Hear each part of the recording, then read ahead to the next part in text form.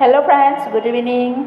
মই আহিছোঁ একদম ডিউটি ড্ৰেছতে, ডিউটিৰ পৰা এই জেগাডোখৰ 2 মাহৰ আগৰ পৰা আহিম আহিম ভাবি আছোঁ। একেবাৰে মই যি দৌৰি আহিছোঁ এইডোখৰ জেগালৈ, আৰু মই ডিউটি জেগা হৈছে পিছ চাইডে, যিহেতু ৰাস্তাটো ইপাৰে।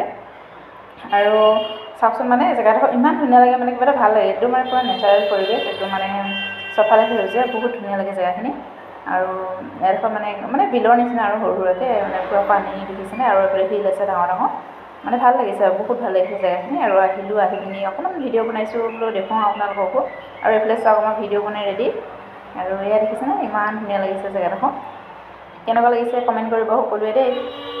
চাওকচোন বাৰু, এইফালে পানী দেই, এয়া একদম পূৰা ঠাণ্ডা ঠাণ্ডা, নীলা নীলা, কি মজা। এইফালে আকাশখনো নীলা হৈ আছে, কিন্তু বহুত ৰ'দ দেই, ৰ'দটো বহুত দিছে।